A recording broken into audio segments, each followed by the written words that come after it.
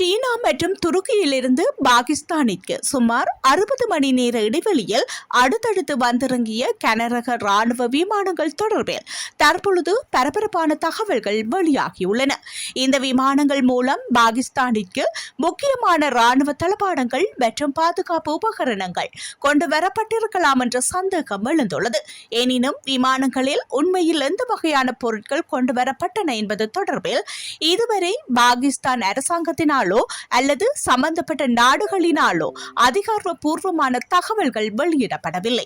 கிடைக்கப்பெறும் தகவல்களின் அடிப்படையில் பாகிஸ்தானின் முக்கியமான ராணுவ விமான படைத்தளங்களான ராவல்பிண்டி அருகில் உள்ள நூர்கான் விமான படைத்தளம் மற்றும் கராச்சியில் அமைந்துள்ள மஸ்டூர் விமான படைத்தளம் ஆகியவற்றில் சீனா மற்றும் துருக்கியை சேர்ந்த கனரக ராணுவ விமானங்கள் தரையிறங்கியுள்ளதாக தெரிவிக்கப்படுகின்றது.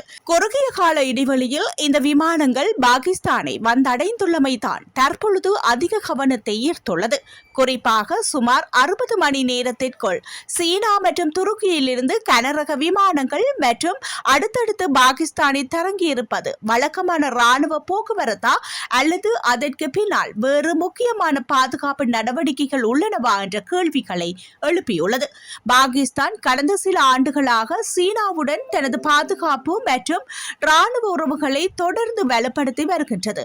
குறிப்பாக போர் விமானங்கள், வான் பாதுகாப்பு அமைப்புகள், ட்ரோன் தொழில்நுட்பம் மற்றும் பல்வேறு நவீன ராணுவ உபகரணங்கள் தொடர்பில் இரு நாடுகளுக்கும் இடையிலான ஒத்துழைப்பு அதிகரித்துள்ளது. பாகிஸ்தான் விமானப்படையின் நவீனமயமாக்கலிலும் சீனா முக்கிய பங்கு ஆற்றி வருகின்றது. இரு நாடுகளும் இணைந்து உருவாக்கிய போர் விமானங்கள் உள்ளிட்ட பாதுகாப்பு உபகரணங்கள் பாகிஸ்தானின் ராணுவ திறனில் முக்கிய இடத்தை பெற்றுள்ளன. இந்த நிலையில் சீனாவில் இருந்து கனரக ராணுவ விமானம் ஒன்று பாகிஸ்தானை வந்தடைந்துள்ளதாக வெளியாகியுள்ள தகவல் இரு நாடுகளுக்கும் இடையிலான தற்போதைய ராணுவ ஒத்துழைப்பு தொடர்பில் புதிய கவனத்தை ஏற்படுத்தியுள்ளது. அதேவேளை துருக்கியும் பாகிஸ்தானுடன் பாதுகாப்பு துறையில் நெருக்கமான உறவை பேணி வருகின்றது. போர் விமானங்கள், கடற்படை திறன், பாதுகாப்பு தொழில்நுட்பம் மற்றும் ராணுவ பயிற்சிகள் உள்ளிட்ட பல்வேறு துறைகளில் இரு நாடுகளும் இணைந்து செயற்பட்டு வருகின்றன. துருக்கியிலிருந்து பாகிஸ்தானுக்கு வந்துள்ள கனரக ராணுவ விமானம் தொடர்பிலும் பல்வேறு கேள்விகள் எழுந்துள்ளன. குறிப்பாக அந்த விமானத்தில் ராணுவ உபகரணங்கள் அல்லது பாதுகாப்பு துறைக்கு தேவையான தொழில்நுட்ப பொருட்கள் கொண்டு வரப்பட்டிருக்கலாம் என சில தகவல்கள் தெரிவிக்கின்றன. ஆனால் இவை அனைத்தும் இதுவரை அதிகாரப்பூர்வமாக உறுதிப்படுத்தப்படவில்லை என்பது குறிப்பிடத்தக்கது. இதற்கிடையில் பாகிஸ்தான் மற்றும் சீனாவுக்கு இடையிலான ராணுவ உறவு கடந்த ஆண்டு இந்தியா பாகிஸ்தான் இடையே ஏற்பட்ட ராணுவ மோதலுக்கு பின்னர் மேலும் முக்கியத்துவம் பெற்றுள்ளது. இந்த மோதலின் போது இரு நாடுகளும் தங்களது ராணுவ திறன்களை வெளிப்படுத்தியிருந்த நிலையில் அதனைத் தொடர்ந்து பிராந்தியத்தின் பாதுகாப்பு நிலைமை தொடர்பில் சர்வதேச அளவில் அதிக கவனம் செலுத்தப்பட்டு வருகின்றது. இந்த பின்னணியில் பாகிஸ்தானின் ராணுவ தளங்களுக்கு வெளிநாடுகளில் இருந்து கனரக ராணுவ விமானங்கள் வருகை தருவது பிராந்தியத்தின் பாதுகாப்பு நிலவரத்தை கண்காணித்து வரும் தரப்புகளின் கவனத்தை ஈர்த்துள்ளது.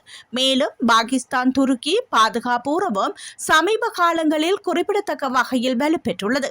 குறிப்பாக பாதுகாப்பு தொழில்நுட்பம், ராணுவ உபகரணங்கள் மற்றும் போர் விமான மேம்பாடு உள்ளிட்ட துறைகளில் ஒத்துழைப்பை அதிகரிப்பதற்கான நடவடிக்கைகள் முன்னெடுக்கப்பட்டு வருகின்றன. இதேவேளை சவுதி அரேபியா, பாகிஸ்தான் மற்றும் துருக்கி ஆகிய நாடுகளுக்கு இடையிலான பாதுகாப்பு ஒத்துழைப்பும் அண்மை காலத்தில் கவனம் பெற்றுள்ளது. இந்த நாடுகளுக்கு இடையே கூட்டு பாதுகாப்பு ஒப்பந்தம் தொடர்பான நடவடிக்கைகள் முன்னெடுக்கப்பட்டுள்ள நிலையில் பிராந்தியத்தில் உருவாகி வரும் புதிய பாதுகாப்பு கூட்டணிகள் குறித்தும் சர்வதேச அளவில் அவதானம் செலுத்தப்பட்டு வருகின்றது. இவ்வாறான சூழ்நிலையில் சீனா மற்றும் துருக்கியில் இருந்து குறுகிய கால இடைவெளியில் பாகிஸ்தானுக்கு கனரக ராணுவ விமானங்கள் வந்திருப்பது பல்வேறு ஊகங்களை வழிவகுத்துள்ளது. சில தரப்புகள் இவை வழக்கமான ராணுவ விநியோக நடவடிக்கைகளாக இருக்கலாம் என கருதுகின்றன. அதேவேளை மற்றொரு தரப்பினர் பிராந்தியத்தின் தற்போதைய பாதுகாப்பு நிலைமையை கருத்தில் கொண்டு பாகிஸ்தானின் ராணுவ திறனை மேம்படுத்தும் நோக்கில் முக்கியமான உபகரணங்கள் கொண்டு வரப்பட்டிருக்கலாம் என சந்தேகம் வெளியிட்டுள்ளனர்.